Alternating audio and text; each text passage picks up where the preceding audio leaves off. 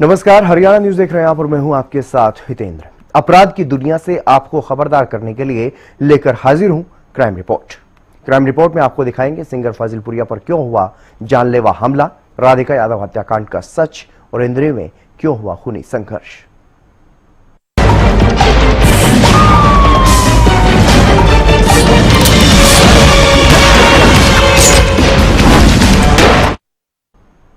सबसे पहले बात करते हैं हरियाणवी रैपर और सिंगर राहुल फाजिलपुरिया पर हुए जानलेवा हमले की। फाजिलपुरिया की कार पर गुरुग्राम में ताबड़तोड़ फायरिंग की गई। इस दौरान फाजिलपुरिया अपनी कार में ही थे। गनीमत रही कि इस हमले में फाजिलपुरिया बाल बाल बच गए। जानकारी के मुताबिक अज्ञात हमलावरों ने फाजिलपुरिया की गाड़ी पर उस समय गोलीबारी की जब वो एसपीआर मार्ग पर थे। वारदात को अंजाम देने के बाद हमलावर मौके से भागने में कामयाब भी रहे। पुलिस फिलहाल आरोपियों की पहचान करने का प्रयास कर रही है। सीसीटीवी फुटेज खंगाले जा रहे हैं। हमले के पीछे का मकसद पता करने की भी कोशिश की जा रही है। मामले में जांच शुरू कर दी गई है। आरोपियों की धरपकड़ के लिए प्रयास पुलिस अब कर रही है।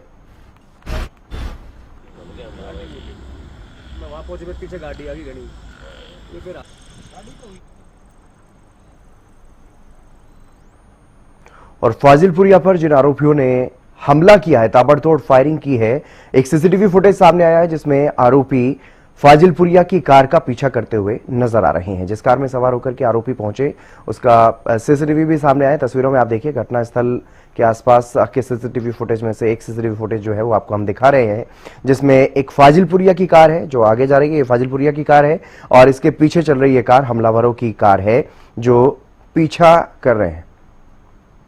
फाजिलपुरिया इस दौरान इस कार में ही सवार थे जब उन पर यह ताबड़तोड़ फायरिंग की गई। हालांकि गनीमत रही, बाल बाल बच गए सिंगर फाजिलपुरिया। अब मामले में जांच पड़ताल की जा रही है। ये आरोपी कौन है, क्यों फाजिलपुरिया पर इस तरह से जानलेवा हमला किया गया है, इन तमाम सवालों के जवाब तलाशने में पुलिस की टीमें जुटी हुई हैं।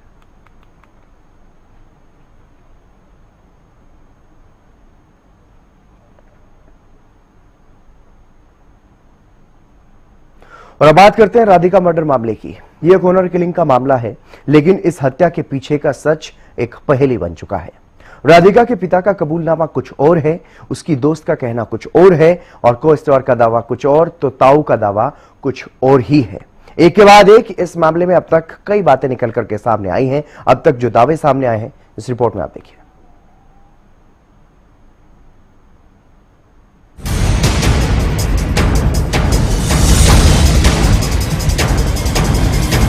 राधिका मर्डर मामला एक पहेली, अब तक कई खुलासे।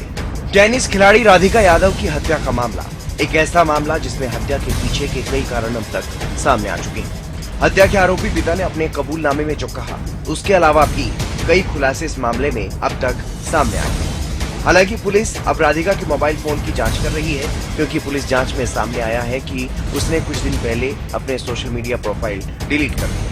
अब एक इंस्टा प्रोफाइल जो राधिका की दोस्त के जरिए सामने आई, उसकी भी जांच की जा रही है। इस मामले में राधिका की दोस्त, उसके ताऊ और एक को स्टार के बयान भी सामने आए, जिसके बाद ये मामला अनसुलझी पहेली बन चुका है। राधिका की दोस्त ने बताई सच्चाई। राधिका की दोस्त हिमांशिका सिंह के 2 वीडियो सामने आए। एक वीडियो जारी कर दावा किया गया है कि राधिका के पिता उस पर शक करते थे और कई तरह की पाबंदियां भी लगा रखी थी।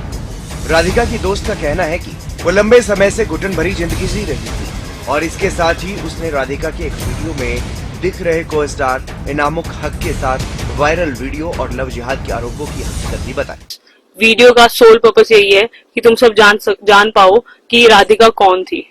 राधिका यादव एक इंटरनेशनल लेवल टेनिस प्लेयर थी। वो मेरी बहुत अच्छी दोस्त थी। वो बहुत ज्यादा काइंड सोल थी। वो बहुत स्वीट थी, बहुत ज्यादा इनोसेंट थी एंड वो पिछले 18 साल से टेनिस परस्यू कर रही थी। उसको फोटोज क्लिक करवाना और वीडियोस वगैरह बनाना बहुत ज्यादा पसंद था। वो जो एक कमर्शियल वीडियो उसकी चल रही है, वो एक बस नॉर्मल म्यूजिक वीडियो थी जो उसने आई गेस 1-1.5 साल पहले शूट करी थी एंड उसके खुद के फादर ने उसे ड्रॉप करा था। उसके अलावा भी उसके काफी ज्यादा शूट्स थे एंड फिर धीरे धीरे करके वो सब चीजें बंद हो गई बिकॉज उसके पेरेंट्स बहुत ज्यादा ऐसे थे कि लोग क्या कहेंगे, उनके पास हमेशा से ही सोसाइटल प्रेशर बहुत ज्यादा था और वो हमेशा से ही ऑर्थोडॉक्स थे, मतलब वो रोका टोकी हर चीज में रहती थी। मतलब मैं और राधिका, हमने I think we started playing in back 2012 या 13 में, हम साथ में ट्रैवल भी करते थे, हमने आपस में भी बहुत सारे मैचेस खेले हैं। तो मतलब मैंने उसे देखा नहीं है कि किसी से ज्यादा बात करते हुए, हमेशा देखा है कि वो अपने पेरेंट्स के साथ ही रहती है। एंड लव जिहाद के बारे में बात हो रही है, आपके पास कोई, किसी के पास कुछ प्रूफ क्यों नहीं है? लव जिहाद वो किसी से बात भी नहीं करती थी, उसके घर पे इतनी ज्यादा रिस्ट्रिक्शंस थी, बट वो बहुत टाइम से ना अपने घर पे सफर कर रही थी, बहुत ज्यादा उसको ना घर पे बहुत ज्यादा घुटन महसूस होती थी, क्योंकि ऐसे कौन ही रहना चाहेगा यार, हर चीज का एक्सप्लेन करते रहना कि क्यों कर रहे हैं, क्या कर रहे हैं, किससे बात कर रहे हो।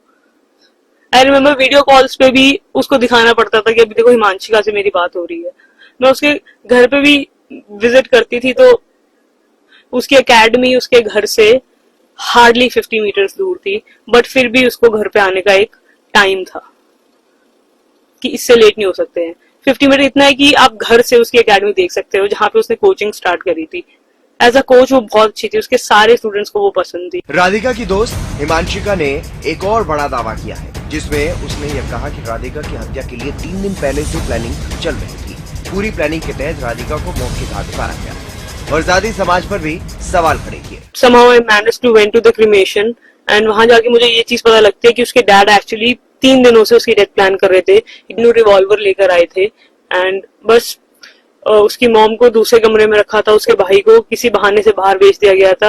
राधिका के पास एक डॉग है लूना एंड वो पिटबुल है, तो मतलब she would have also saved her, but उसको भी घर से थोड़ा बाहर रखा गया था and he waited for the right moment और पीछे से मार दिया। मतलब 5 गोलियां कौन सा बाप मारता, मुझे तो ये समझ में नहीं आ रहा, इतना उसने क्या ही करा था। अपेरेंटली उसके डैड उसके फ्रेंड्स, उनके फ्रेंड्स के इन्फ्लुएंस में आके, क्योंकि उनके जो फ्रेंड्स थे वो बहुत ज्यादा जेलस हो गए थे राधिका की सक्सेस से। वो 4 लोग जिनकी बातें सुन के उसके पापा ने वो गोली चलाई है, वो 4 बातें ये थी कि ये तो मेकअप करने लग गई है, ये तो छोटे कपड़े पहनती है, ये अब तो तू इसके पैसों पे पलने लग गया है, तू तो अब इसको धंधा ही करवा दे। मतलब मेरे को इस चीज का जवाब दे दो कि कब तक लड़कियां मरेंगी बिकॉज ऑफ मेन और उनका जो फ्रेजाइल ईगो है। फिल्म इंडस्ट्री में आना चाहती थी राधिका की जिस म्यूजिक वीडियो के चलते इस मामले को लव जिहाद का एंगल देने की कोशिश की जा रही है, उस वीडियो में उसके को स्टार रहे एक्टर ने बताया कि राधिका फिल्म इंडस्ट्री में आना चाहती थी, वो फिल्में और म्यूजिक वीडियो करना चाहती थी। साथ ही को एक्टर ने यह भी बताया कि कई बार वो अपने सोशल मीडिया अकाउंट को डीएक्टिवेट और एक्टिवेट करती रहती थी।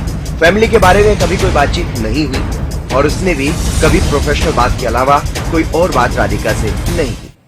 देखिए, जब मैं पहली बार उनको देखा था राधिका को और वो शूट कर रहे थे, तो उन्होंने मेरी टीममेट से यही बोला था कि उनको इस लाइन में काम करना है एज एन एक्ट्रेस या एड्स, मूवीज, म्यूजिक वीडियोस। तो उनका इंटरेस्ट था, उन्होंने मेरे म्यूजिक वीडियो के लिए हाँ बोला, तब भी उनका इंटरेस्ट था, परमिशन मिली फादर से। देन उन्होंने जब हमारे साथ में शूट किया तो मेरे जो डीओपी है, प्रोडक्शन हेड है, उनसे उसकी बातचीत भी हो रही थी मेरे सामने कि कुछ और भी हो तो मुझे बताइए, बिकॉज एक स्पोर्ट्स पर्सन, एक में मैंने काफी लोग देखे, हर किसी को शायद ये लगता है कि वो अपने फील्ड में ज्यादा स्ट्रगल कर रहा है। तो उसका ये भी कहना था कि लाइक हमारा तो हम टेनिस खेलते हैं और जो हमारा टेनिस लीग भी हुआ था वहां भी उसका सिलेक्शन नहीं हुआ था राधिका। तो जाहिर सी बात है कि उसको आना है और मैं मानता हूँ कि पावर ऑफ मीडिया है, हर कोई इस इंडस्ट्री में आना चाहता है, लोगों को पहचाने, जाने, फेम कमाए।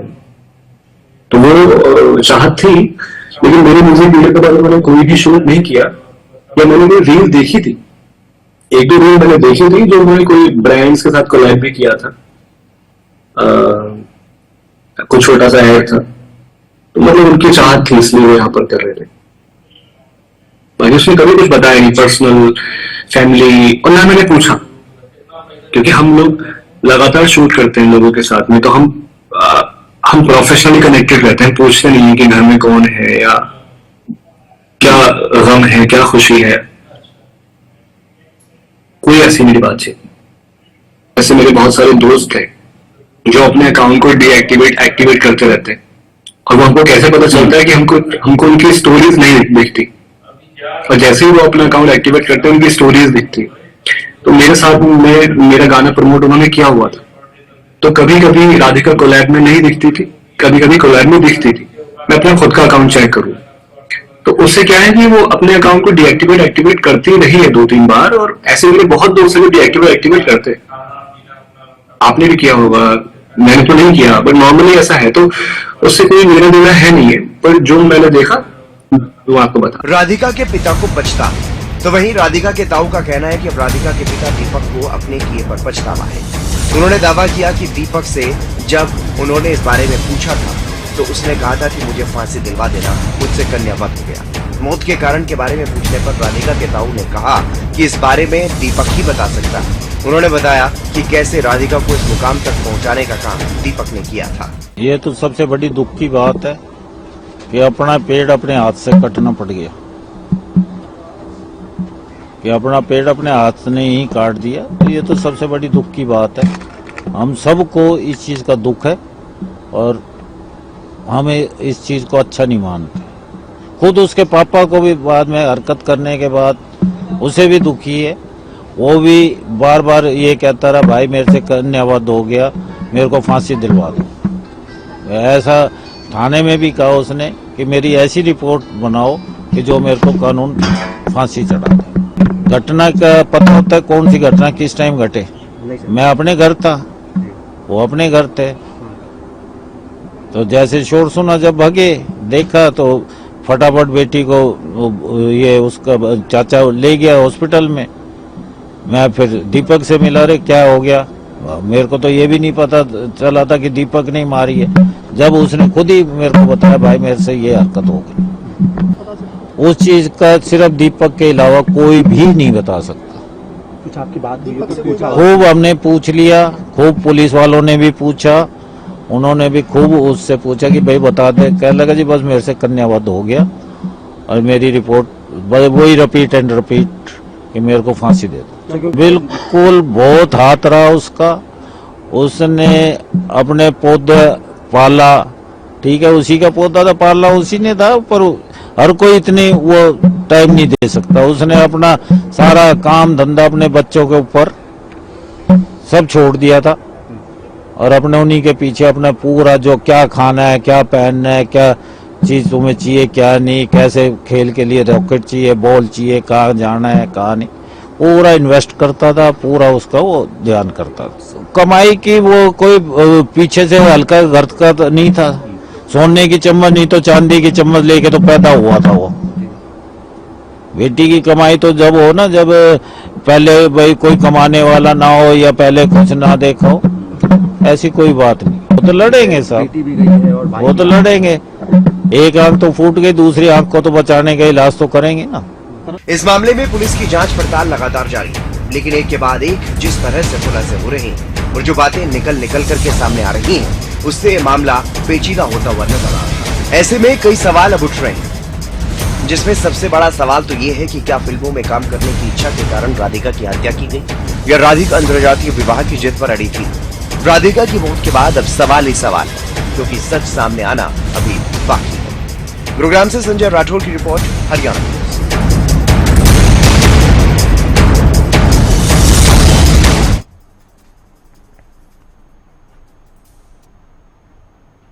और इंद्र के गांव कलसोरा से एक हैरान कर देने वाला मामला सामने आया है, जहां दो पड़ोसियों का आपसी विवाद खूनी संघर्ष में तब्दील हो गया। और आप जानकर हैरान रह जाएंगे, ये विवाद शुरू हुआ महज गली में खड़े एक घोड़े की वजह से। क्या है पूरा मामला, इस रिपोर्ट में आप देखिए।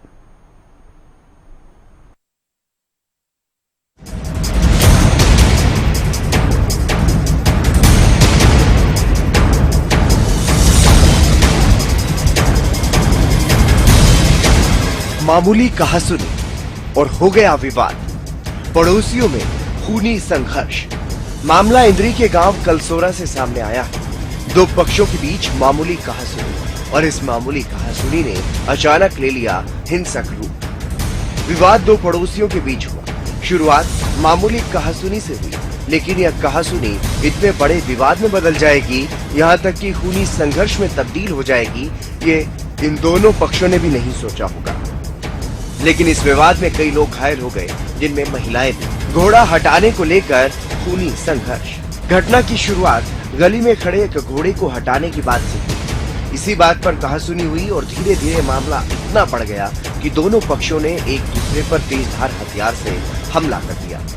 इस झगड़े में करीब 6 लोग घायल हो गए, जिनमें महिलाएं भी शामिल हैं। इनमें से कुछ को गंभीर चोट आई है।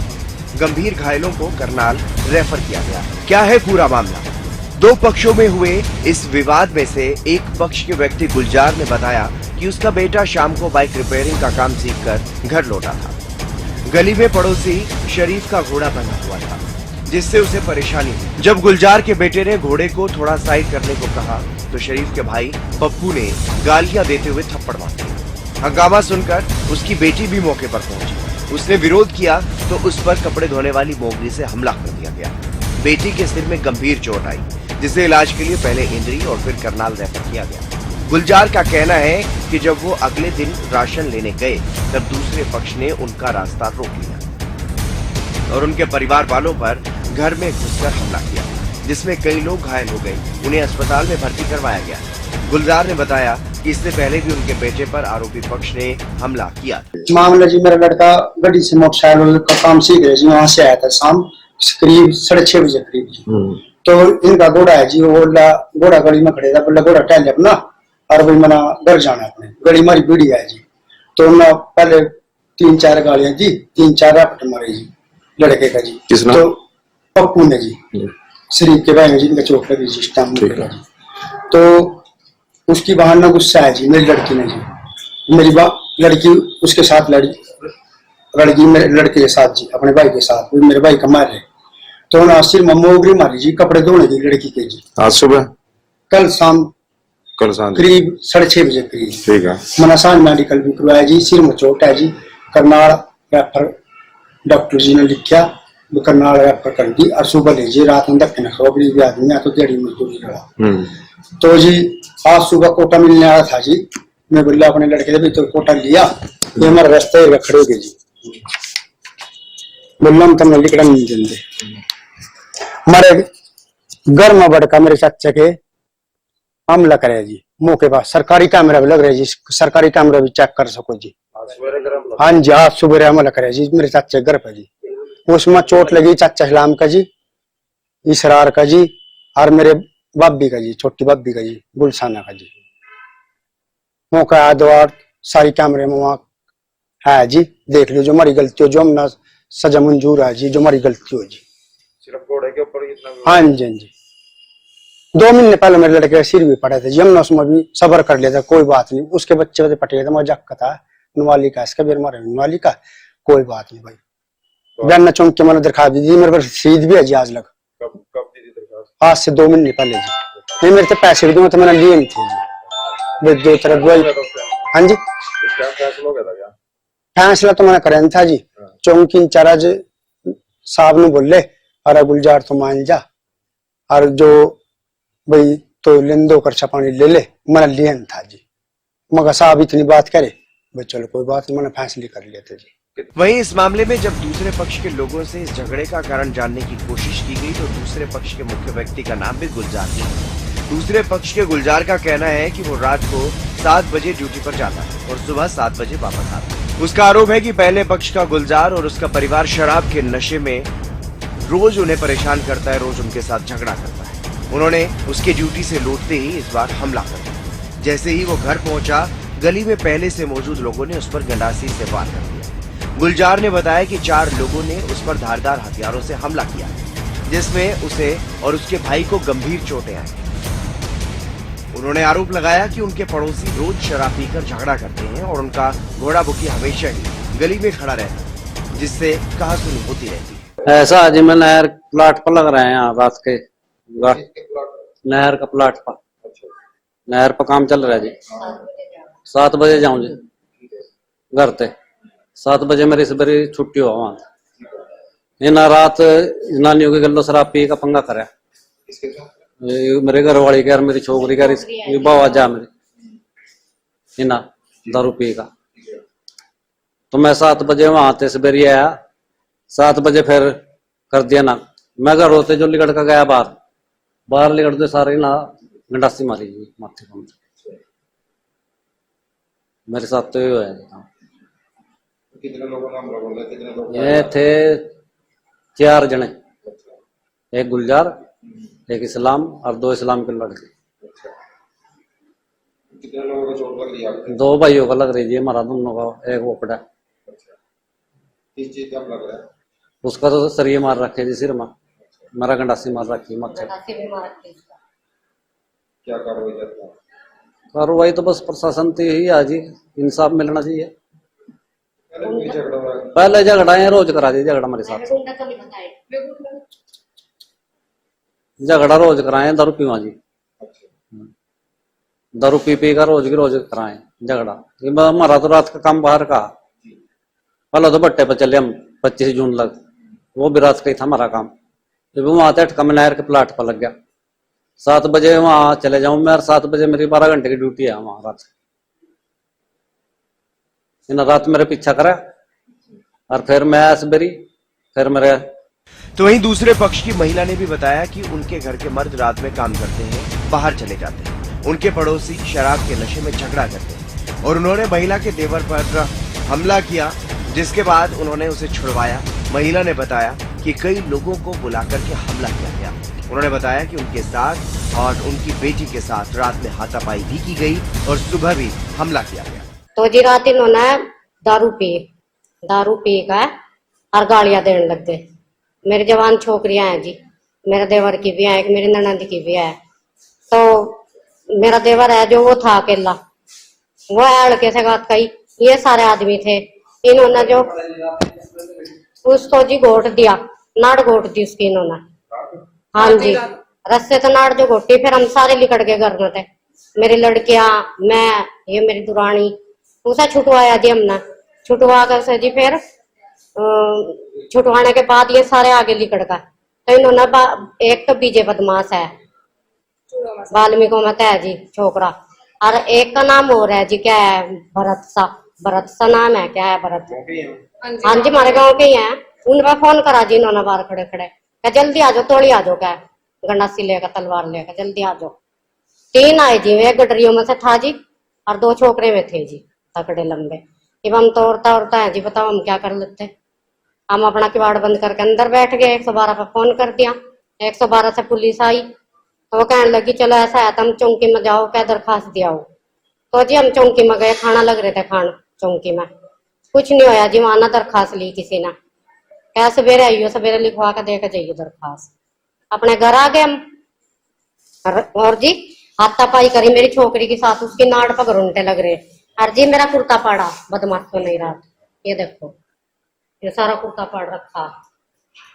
अंदर बढ़ के गेट में ही अंधेरा तो ही रहा था, अंदर बढ़ के और हाथापाई करी। रात को करिया था? हाँ जी रात को, जब भी तो सुबह फिर आए ना, ये न पता लगा। तो जैसे वे बोल रहे थे कई बाउली कड़का सवेरे बोल रहे थे ना वो, ये बाउली कड़का। तो जी ये बाहर ही लिकड़े थे, ये जो बाहर ही लिकड़े ना, इनका निकल तो ही सार गंडासी मार दी। मेरे से झगड़ा हो गया? हाँ जी, गाली दी जी उन्होंने, लिकड़े बाहर में गाली दी उन्होंने, झगड़ा तो होना ही था। फिर छोकरी का घर उनके लग रहे, जवान छोकरी, नाड़ घोट दी छोकरी की मेरी। कितने लोग इस हमला कर रहा है? कहाँ से जी हम? हमला कर रहा है मैं जी 3 तो बाप पूत एक थे जी, तो चुप, 3 बाप पूत तो एक थे जी, और एक बहू थी जी उनकी। और जो एक और है वो गुलजार, उसका लड़का था, उसकी बहू थी, उसकी छोकरियां थी। उन्होंने ऊपर से इंटा बरसाई जी। बजे आप ये लड़ाई थी कारण मेरे आदमी के साथ, मैं आदमी का नाड़ घोट रखी थी। मैं गई छुटवाने का नाम की, मेरे साथ पिटाई करी। फिर शाम के टाइम फिर गुंडे बुलाए पुलिस का, मैं जवान लड़कियां, कल को जब हमारे लड़के कुछ होगा हम कहा जाएंगे, हमारी लड़कियां कहा जाएंगे, हम किसकी तरह लगेंगे। हमारे जवान बेटियों को छेड़ा है शराबा पी का। फिर गुंडे बुलाए, सुबह फिर लगे हमारी रेडी खड़ी बाहर, बोले रेडी हटाओ, ये रेडी हटाओ लड़ाई की उसमें। फिर इन्होंने पहले ही तैयारी कर रखी थी, हथियार लोग रखे थे, कहीं गिंडासिया कहीं डंडे कहीं कुछ। इन्होंने मौका भी नहीं देने दिया जी हमें बोलने का। इन्होंने मार दाड़ करी हमारी गली में खींच खींच कर, फिर घर में कहीं मैं जेट के सिरों पार कहीं कुछ कर। जी आप हमें तो इंसाफ चाहिए बस। हमारे लड़के को भी खतरा और हमारे घर को भी खतरा। हमारे घर पर गुंडे भी लग गया, तो ये गुंडे थे हमारे पास। बस मेरा नाम मोहसिना है। मेरा बड़ा ऑपरेशन हो नहीं, आप कार्रवाई करेंगे नहीं यहाँ सरकार, मैं ऊपर जाऊंगी फिर। इस मामले में इंद्री थाना प्रभारी विपिन कुमार ने बताया कि फिलहाल मामले में जांच की जा रही है और दोनों पक्षों से बातचीत की जा रही है। अभी शिकायत नहीं आई कोई, बाकी यार भी गई थी, पहले 112 फोन किया था उन्होंने, तो दो तीन जनों को चोट लगी है, यार भी उनको ले आई थी हॉस्पिटल में। आपसी पड़ोसी को चल रहा है, बच्चों को लेकर झगड़ा हुआ। जब शिकायत आती है कार्रवाई की जाएगी। कहा सुनी मामूली, लेकिन विवाद बढ़ते बढ़ते खूनी संघर्ष में तब्दील हुई और कई लोग गंभीर घायल हो गए, जिन्हें फिलहाल अस्पताल में भर्ती करवाया गया। पड़ोसी में विवाद के इस मामले में पुलिस जांच पड़ताल कर रही है, आगामी कार्रवाई की जा रही है। Bureau report, Haryana news.